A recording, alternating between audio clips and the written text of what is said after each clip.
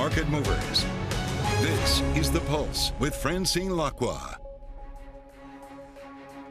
Well, good morning, everyone, and welcome to The Pulse. I'm Francine Lacqua here in Paris, and here are your top stories. Republicans win the U.S. House, giving Donald Trump and his party control of all three elected branches of government as the president-elect names more ultra-loyalists for top posts. Will traders boost bets that the Fed will cut rates by another quarter point next month after a subdued U.S.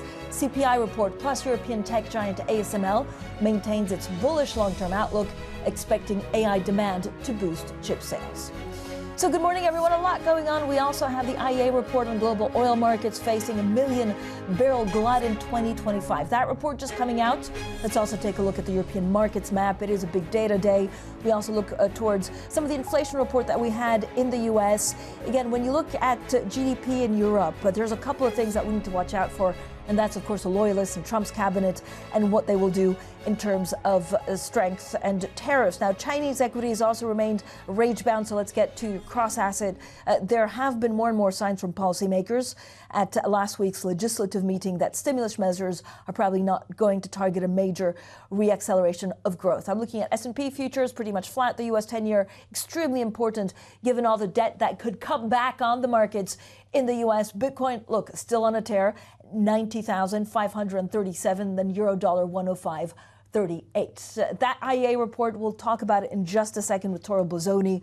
We really want to focus on what China demand looks like. But overall, they say that global oil market will face a 1 million barrel glut in 2025. So we're now joined by Toril Bosoni, head of the oil markets division at the IEA. Toril, as always, thank you so much for giving us a little bit of your busy day and your busy schedule. Now, you see Chinese demand actually growing by just 10% of the rate seen in 2023. Could Chinese demand have already peaked? It's possible. It's very possible. As you say, we see Chinese oil demand growing by about 140,000 barrels a day on average this year. But for the 6 months, past months, Chinese oil demand was lower than it was last year.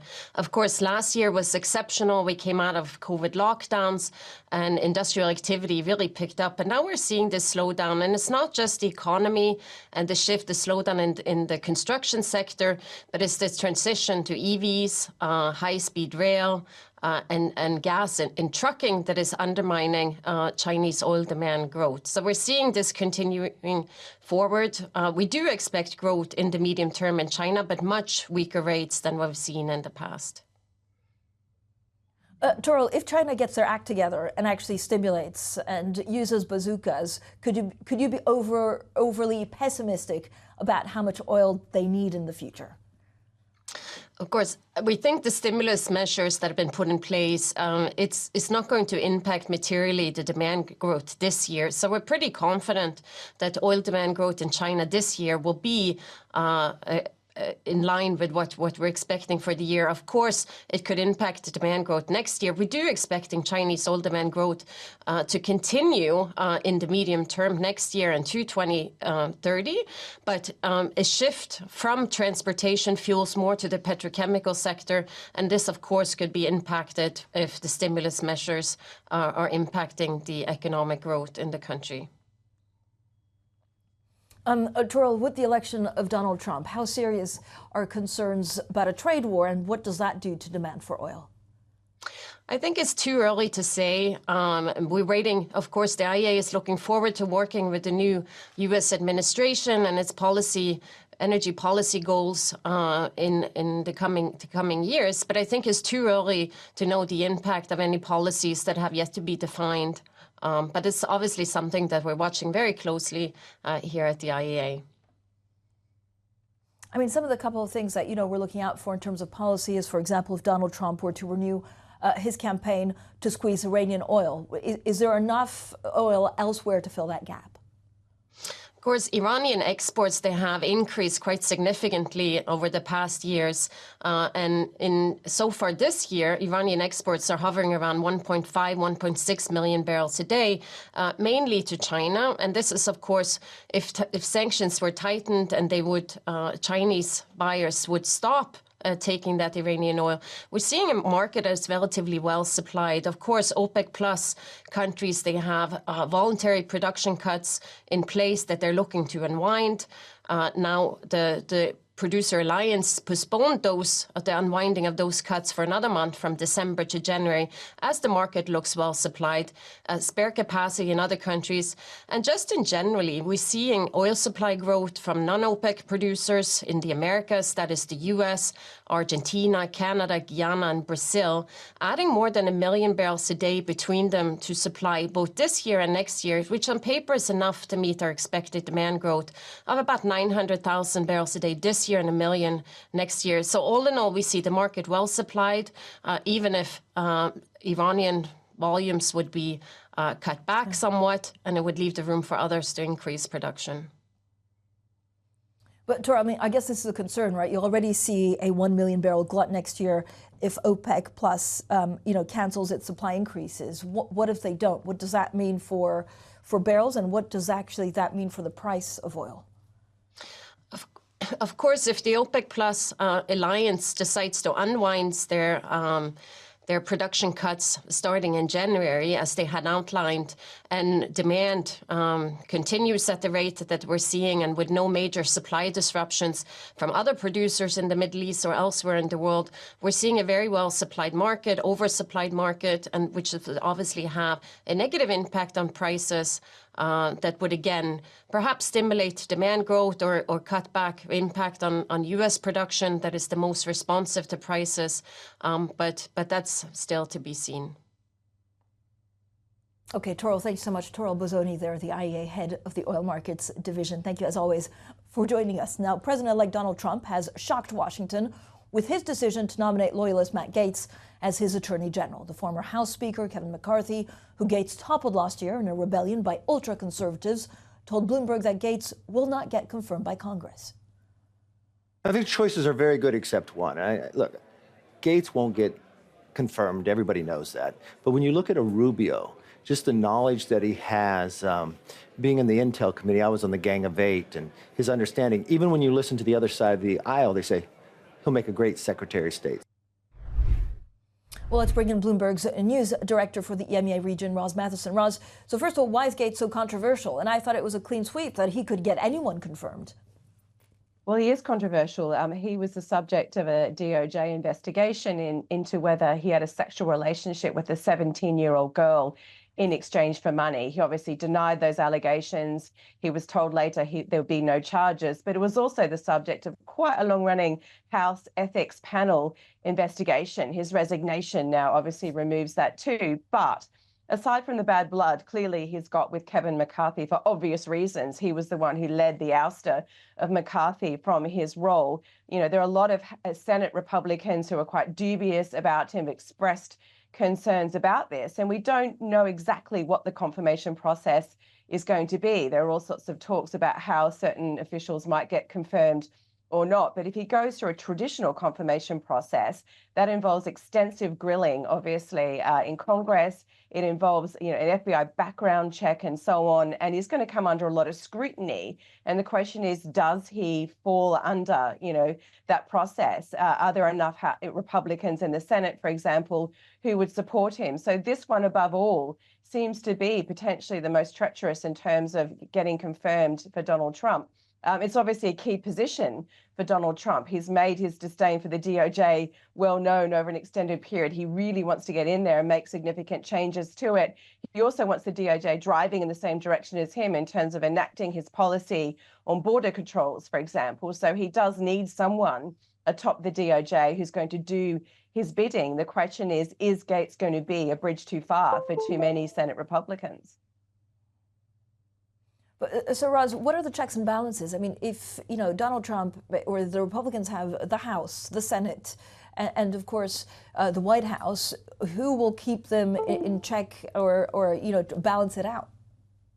Well, it's interesting because we haven't really been in this position for a bit of a while where you've got essentially a clean sweep of the House, the Senate, and the presidency all in one party. And they do tend to change hands as a result in the midterm elections, which are obviously already some years away. But on the surface of it, it looks really good. And Donald Trump, he's got a big agenda he wants to get done through Congress pretty quickly, including on the tax side for domestic policy, energy policy, obviously, and immigration policy and more. And ostensibly, this is a good result for him, but it's not quite as clear-cut as that. The majority in the lower house is very, very thin, razor thin.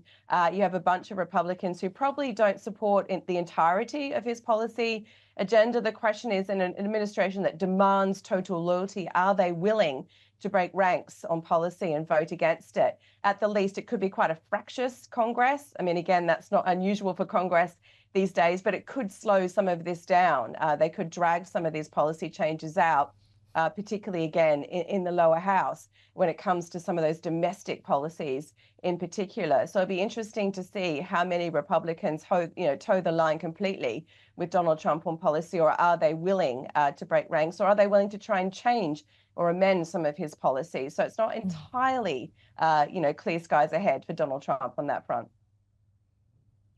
Roz, thank you so much. Roz Matheson there, our news director for EMEA. Now, coming up, traders ramp up bets on a December rate cut after yesterday's CPI data. More on what officials have been saying next. And this is Bloomberg.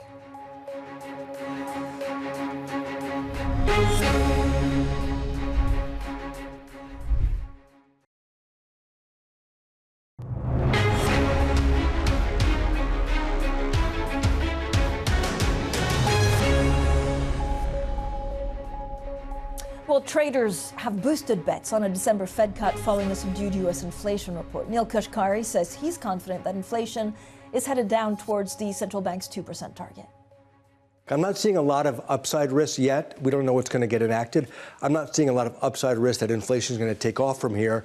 The bigger risk that I'd be concerned about on the inflation front is just if we're landing at around the 2.5% level instead of back down to 2% level. I think that those risks existed before the election. And I think that there continues to be uncertainty now. And we need to just take our time, let the data come to us, and let that guide us. Well, to talk about inflation, to talk about the rate path ahead, we're now joined by Laura Cooper, global investment strategist at Nuveen. Laura, always good to speak to you. It's a big week because there was a trend towards inflation going down, and now so many question marks about Trump trades, Trump tariffs, and actually what that means for inflation. Does the Fed have a very short window in which to act?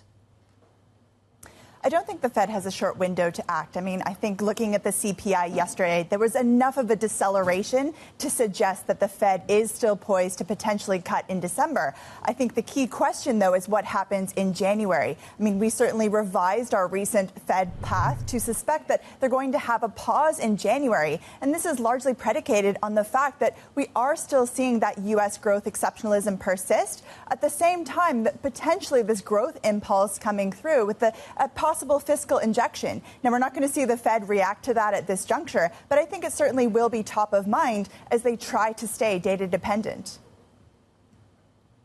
Laura, I mean, I guess the concern is, energy and goods inflation, slightly negative, food prices probably not rising as much. But services, I mean, when you look at services, salaries, of course, tend to be a particularly strong driver of prices. They remain problematic. Could that even be more problematic under some of the Trump policies? And I think that is the key question facing policymakers, not just in the U.S., but in Europe and elsewhere. The fact that we are seeing the services inflation still quite sticky. And it is a key risk, I think, to our outlook that we could see that reacceleration of inflation next year. So looking back at what we're seeing in terms of U.S. equity markets, they're anticipating the liquidity pumps to keep coming through, whether that's through aggressive Fed easing, or if not, we see a paring back of the Fed rate cuts where they may have to stay in restrictive, then markets are pinning those expectations on tax cuts coming through. And I think the key question is now, how much of that is sustainable? If we do see the Fed have to keep rates at quite a restrictive territory for some time, valuations will come back into focus, and perhaps equity markets won't be able to continue to have the kind of upside that they have been having. But that's probably a story not until the second half of next year. In the near term, it's about kind of cyclicals, about small caps, really capturing that potential growth and inflationary impulse. But, Laura, the data, does it definitely justify a rate cut next month? I mean, I think we still have another payrolls print. We still have another CPI print. This is a Fed that's exceptionally data dependent. But, you know, we've heard from policymakers that they're not just data dependent, or they're not data point dependent, they're data dependent. And I think at this juncture, it's one of the reasons why we've been hesitant to take a big stance on duration, because of the uncertainty around the Fed policy path and as well the policy uncertainty. So in this kind of current period, we're probably seeing a dearth of top tier data, and yields in the U.S. 10-year are already testing kind of that 4.5% mark. I would think that at these levels, it's probably sufficient enough to start to attract some of those buyers back in to buy this dip. Certainly foreign investors de-risked ahead of the election. We're likely to see them come back into play. Positioning is lighter than before the election. And we're not going to get that kind of growth and inflationary guidepost until later, when we start to see some of that policy come through. So in the near term, I think we're going to continue to see just choppy price action as investors try to read smoke signals, let's say, coming from certain cabinet appointments, and whether we are actually going to see a more hardline stance taken by the new administration. Laura, are you, if not concerned, you know, is there a worry that the Trump trade has already played out? Because actually stocks did so well last week. We also had Bitcoin, I think it's at 90,000 at the moment, that even if certain policies that maybe are beneficial to the U.S. economy are announced and put in place, that, you know, the markets will have already ran with it. I think that's a key question. I think how much of that reflationary trade is already in the price. And one could argue that a lot of that is looking at 10-year yields, looking at the strength of the dollar, certainly since mid-September. And I think the question now is, taking a step back, how are we actually going to position for this? In the near term, you know, it's ample opportunities in fixed income, looking at the backup in yields. And that's not necessarily just in the rate space, but looking across fixed income. Credit spreads are exceptionally tight, but you can actually get good exposure with the yield income and as well the credit spread pickup if we do see the soft landing come through. And if it's a hard landing, if we see that reacceleration of inflation, then we're actually going to get the Fed potentially aggressively easing. That plays the rates component back into play. So fixed income is quite attractive. And even looking at kind of riskier parts of fixed income, senior loans, for example, you get a yield above 8%. Investors' positioning is quite light, and it is floating rate sensitive. So it is a diversifier in portfolio. So a lot of uncertainty, but a lot of opportunities, I think, as well. Laura, thank you so much. Laura Cooper, their global investment strategist at Nuveen, stays with us. We'll talk a little bit more about Germany. Coming up, Siemens shares surging to a record on booming demand for power-hungry data centers. We'll bring you some of our interview with the chief executive. That's next, and this is Bloomberg.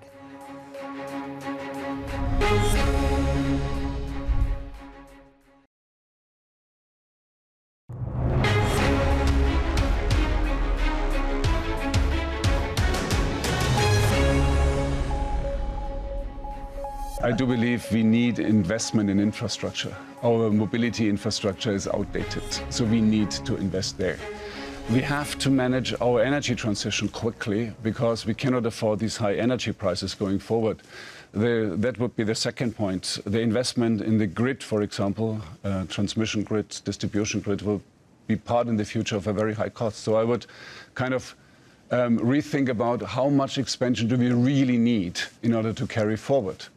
But we need to really reduce our energy prices going forward.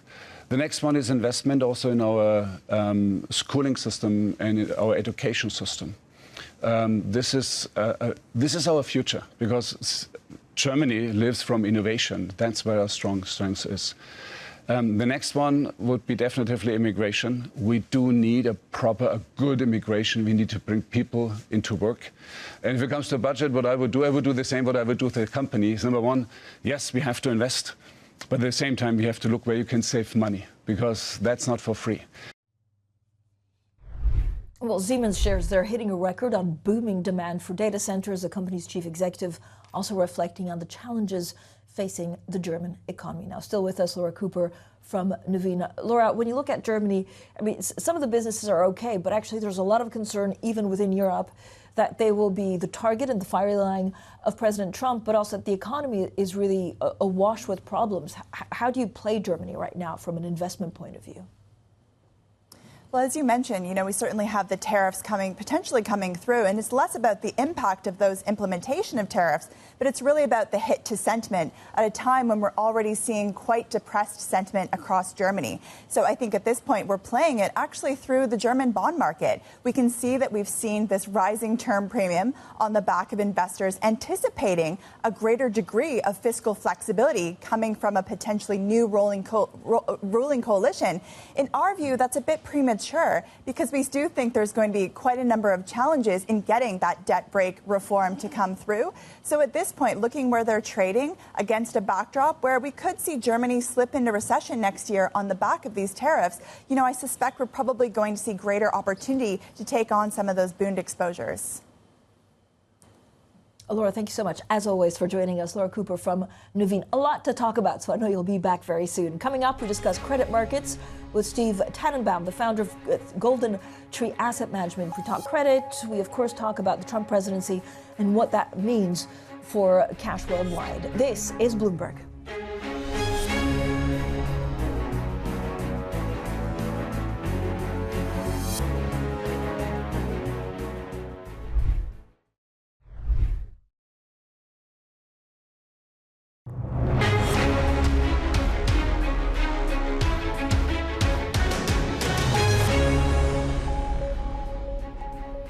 Well, good morning, everyone, and welcome to The Pulse. I'm Francine Lacqua here in Paris, and these are your top stories. Republicans win the U.S. House, giving Donald Trump and his party control of all three elected branches of government as the president-elect names more ultra-loyalists for top posts.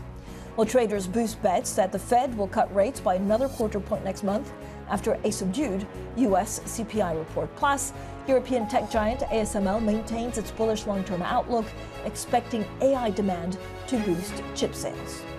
So credit markets rallied around the world after Donald Trump's U.S. presidential victory, with money managers hoping for tax cuts and lighter regulation to potentially boost companies' bottom lines. But some investors think the credit rally could fade over time, with bond yields rising because of a strong U.S. economy and high government borrowing weighs on corporate debt. Well, let's discuss all of this with Steve Tananbaum, the founder and chief investment officer of GoldenTree Asset Management, one of the world's largest credit-focused asset managers with over $55 billion in assets under management. Steve, thank you so much for joining us. I mean, there's quite a lot going on as we try and figure out what the economies look like. So nice to speak to you. What regulation looks like under a Trump administration. What do you think will be a game changer under Trump for credit? Well, there's already a lot of expectation in. If you look at spreads about as tight as they've been in the last 20 years, you look at even yields, and this is on a high Treasury base, they're still only about average, even a little less than average. So things need to continue to do well, which is our base case, to justify current levels. Now, in terms of business velocity, there's already pretty healthy expectations for continued growth next year. Over 2% area. In terms of deregulation and velocity of deals, that's also good expectations that that's going to improve in a Trump administration. Steve, what do you think the Trump administration will bring in terms of tariffs, possible fragmentation? If you look at all-out trade war, and again, there's a big question mark on whether we go with that, what does it mean for the U.S. economy? Okay, first thing is there's the fear and then the reality. I think the fear is way overtaking the reality of what's going to go down. I think it's going to be incremental, is my best guess. And there'll be some actors who they cut deals with and some who they make examples of. If you look at the first administration, there was much more bark than bite. And I think there is a win-win for both sides, whoever they're negotiating with. And Trump will do the administration will do the best to find that equilibrium with many of the parties. But I think the fear is ahead of the reality in terms of tariffs. Do you worry about stretched valuations in credit right now? And are there pockets where actually it's priced to perfection? So the way of thinking about spreads is when you have a strong economy, you don't have a lot of defaults. So when you have spreads of around 300 basis points, it's under that, but that's called what it's been the last few weeks. Then if you have a 2% default rate and then you take out your expected loss, you're still at about 150 basis points of excess yield. And if you take around a 4% area 5-year, which is usually the duration of what it's measured against, that's pretty fair. So as long as you have a good economy, the spreads will be justified. It's when there's concern that the economy is going to run into turbulence, that's where the valuations aren't going to be justified. Are you expecting more M&A or consolidation in certain sectors in the U.S.? And again, what does that mean for credit? Sure. So it's good for credit. And usually, if you look at certain industries, you look at telecom, you look at media, we believe it's going to be much more permissive. If you look at what happened under the Biden administration, they revised the guidelines, and the most significant guideline that they revised was the divestiture remedies. And divestiture remedies, usually you have a deal, and the idea is you need to have certain, you have to have certain behavior or divest to make the deal acceptable. And the Biden administration was much more restrictive on the remedies. And the idea is that the Trump administration will actually be much more permissive with remedies. And in industries such as media and telecom, we see a lot more deals happening. And you even see the expectations. You had John Malone talking about something like a Comcast and a Charter as being a deal that could happen under this administration. And that may seem far-fetched, but that would have been laughable to talk about a couple weeks ago. And are you expecting also full-on, actually, deregulation? And what does that mean? You're sitting in London at the moment. I'm in Paris. What does that mean for regulation, across the pond, where in Europe? And what does that mean where you want to be deploying your cash or deploying investments? Well, certainly the idea that there are synergies, merger synergies, that particularly in fixed-cost businesses like telecom, that's a good thing. So and it's also been an area that's had low returns. So the idea that you're going to continue to make significant investments in an industry like telecom and not get the proper economies of scale, my guess is somebody like Brendan Carr, who's been talked about to lead the FTC, that he'll be more understanding. He was somebody who was supportive of Sprint T-Mobile, so we'd expect those types of combinations to get approved or certainly be more sympathetic to. Where do you see opportunities in Europe? I know real estate has been a hot spot. Is now the good time to go in? I know that the previous speaker here was cautious on Germany, but I see that, we're talking about some of the fears about tariffs, and, I think there's certainly, a chance that things could break a better way for Germany. You see it in terms of energy costs seem like they're coming down. If there's some resolution in Ukraine, that would be also another tailwind for that. In terms of some resolution on the tariffs, we'll just put finality. So I see that as a place that might have some more upside than maybe what's anticipated in the market. And in the UK, I know there's quite a lot going on with water companies. Is this one of the spaces that you want to be invested in? We believe it's broadly going to work out at the most senior area. And the reason being, there is this covenant in infrastructure, which is basically the government will give you a rate of return. And what's happened with companies like Teams and Southern, which I guess was just downgraded this morning, is the performance has been poor.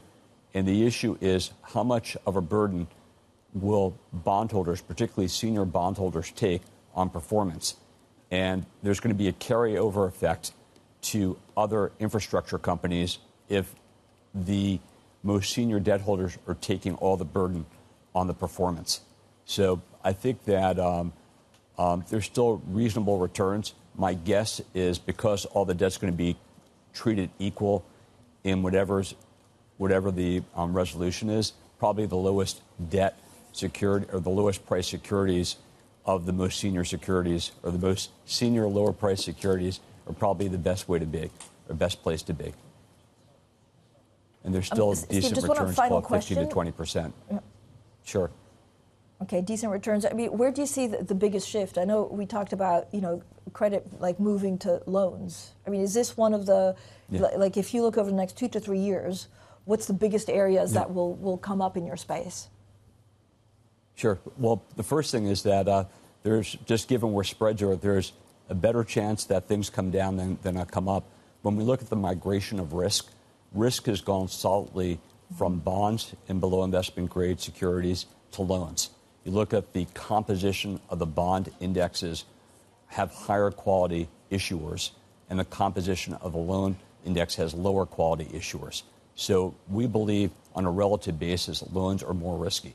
So we also don't see that as fully played out in the market. You look at, for instance, on this year, you have more upgrade to downgrades in bonds and more downgrade to upgrade in loans. If you look at the recoveries, which used to be significantly better for loans, is now about even with bonds. So we don't think it's appreciated the relative value and change in composition from loans to bonds. Part of that is the largest buyer of loans are structured or CLOs or structured products, which is more of a manufacturing business. And so they're less particular until there's an issue than the bond buyers. Steve, thank you so much for all of the great insight you have. Steve Tananbaum there, the founder and chief investment officer of GoldenTree Asset Management. So we'll have plenty more, of course, on credit throughout the day. Also coming up, we speak to the Smiths, a chief financial officer, a day after the UK engineering company reported strong results and increased revenue guidance. Our interview is next, and this is Bloomberg.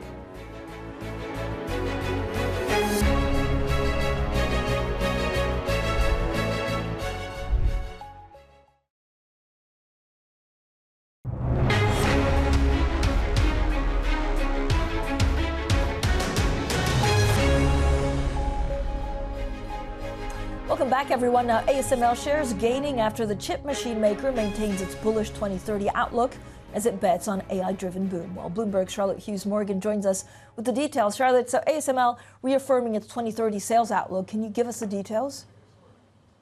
That's right, Fran. So ASML held its investor day today, and as part of that, it said that it would keep its 2030 sales outlook unchanged at between 44 billion euros to 60 billion euros. And it also pledged to return significant amount of cash to shareholders through dividends and share buybacks. And essentially, you're right, this sends a bullish message to the market. ASML shares have been under pressure recently. Just last month, they cut their 2025 guidance, and third order bookings came in lower than expected. So this is basically ASML saying things are looking rosier down the line. Charlotte, thanks so much for the update. Charlotte Hughes Morgan. Now let's get on to UK engineering firm company Smiths, reporting a strong quarter and increased revenue guidance after what has been a tough year for the stock. We're delighted to be joined by Clare Scherrer, the chief financial officer of Smiths Group. Clare, thank you so much for being with us today. So yesterday was, I imagine, a good day for you. The share price was up. You were able to guide upwards. But when you speak to a lot of analysts, they're worried about volatility in the stocks. What can you do to reassure them at this juncture? Well, yesterday, as you said, we reported Q1 results, and it was an outstanding quarter. Every business and every geography contributed to growth, and we reported more than 13% organic revenue growth. On top of that, the 2 acquisitions that we made in September have already completed and are already contributing on top of the organic growth. And then, as you said, because of our confidence for the remainder of the year, we raised our guidance not only for revenue, but also for margin. And because of the strong balance sheet, we also upped our stock buyback activity. So we think this sends a very positive message for the confidence we have in the remainder of the year. And what we can do, Francine, is say what we mean and do what we say, just like we did yesterday. I mean, some of the divisions, I know Interconnect has given you a spot of trouble. Are you now confident that actually the trend will be up from here? And actually, if you could break down some of what you're most hopeful about for your various divisions, Clare. Thank you. In Q1, the 2 highest growers were, as you said, our Interconnect division and our Detection division. Our Interconnect division benefited in particular from the kit we supply to test semiconductor chips.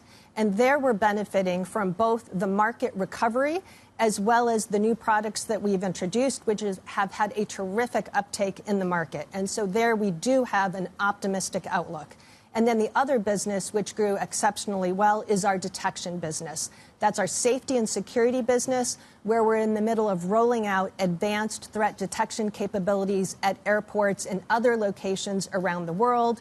We're less than 50% of the way through that rollout, so it will provide a tailwind for a few years to come. And I know you've been talking to many people at COP29 this week. Our machines are helping keep everyone at COP29 safe as well. What are you most worried about in terms of your biggest challenges on deliverables? Well, thank you for the question. I wouldn't say that we're worried. I would say right now we're focused because we've got secular growth exposures that are really compelling. So faster connectivity, increased safety, increased energy efficiency. And so all of those themes have a bright future in the near term and in the longer term. So what we're really focused on is executing the opportunity we have today, and at the same time, not forgetting to put the right amount of R&D and emphasis on planting seeds for the future so that we're not only delivering in the near term, but so that we're also set up to continue that delivery over the coming years. Clare, Scherrer, what does the Trump administration actually mean for Smiths Group? I think looking at a breakdown of your sales, you do about 45% exposure to the U.S. How much of that is actually manufactured in the U.S.?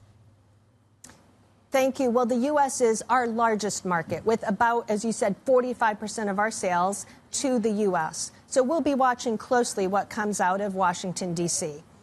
That being said, in the U.S., just like in the rest of the world, our operations are set up so they are largely local for local. What this means is we supply where we manufacture where we sell. And so that makes us largely immune to any tariffs that could arise. And that's why we feel very confident about our positioning in the U.S. And when you look at the Q1 growth we reported yesterday, the U.S. growth was mid-teens. Are you hopeful about, I guess, an increase in defense-related sales within your detection unit, given what we heard from President-elect Trump, especially on how he wants to deal with NATO? Well, defense sales are about 6% of our group revenue, so it's not a large driver of our group revenue. But some of the products we make are very important to world security. For example, we make lightweight chemical detectors that civilians or soldiers can wear in the field, which help alert when there might be chemical warfare. And we think that's a really important defensive product that many militaries around the world want to have as part of their kit that they provide for soldiers and civilians. We won a very important MOD contract, and also were appointed by the DOD last year. And so we'll be working hard to make sure that they have our best products and ongoing supply. Clare, thank you so much for joining us. Clare Scherrer there, Smiths Group Chief Financial Officer, with some pretty impressive results yesterday and the share price going up. Now, coming up, the UK's mega pension plan, the Chancellor, Rachel Reeves, tells us she wants to reform pensions to boost economic growth. We'll bring you our interview and look ahead to her Mansion House speech later. This is Bloomberg.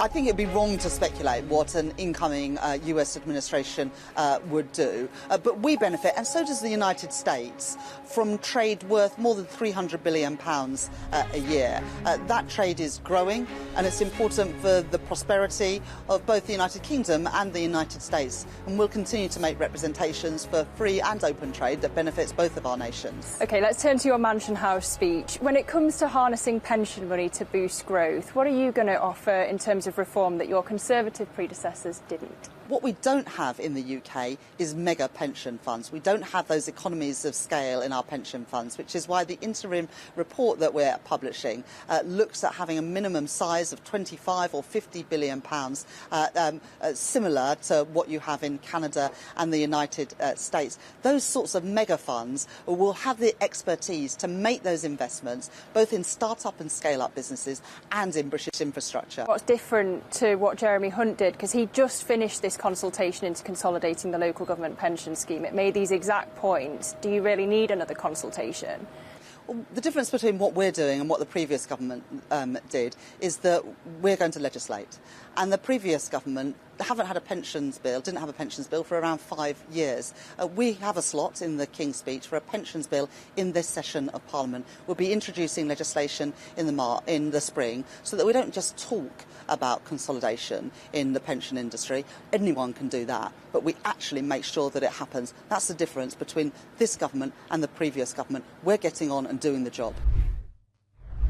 Well, that is, of course, the UK Chancellor Rachel Reeves speaking to our UK correspondent Lizzie Burden. Lizzie joins us now with a preview also of the Chancellor's first Mansion House speech tonight and what's being billed as a wide-ranging policy pitch. So, Lizzie, a major change being proposed for government pension funds. Yeah, Rachel Reeves there, Francine, saying that £1.3 trillion worth of pooled savings in these mega funds would drive £80 billion of extra investment. So this is a significant moving on of what the previous chancellors had done. They'd consulted. She says the difference is that they will legislate. But there are two big issues with this. First of all, how do you make sure that that money actually goes into UK companies? I asked her whether she'd use mandation. No. I asked whether there'd be tax breaks like Australia, because in other ways they are inspired by the Australian model. And she's not forthcoming on that either, understandably perhaps, given the fiscal constraints on this government. The other problem is, how do you get more money into the pension pots in the first place when employers are so squeezed by all the tax hikes in the budget? They've got a higher minimum wage to pay, potentially higher interest rates for longer, given that this budget was inflationary, according to the Bank of England and the Office for Budget Responsibility.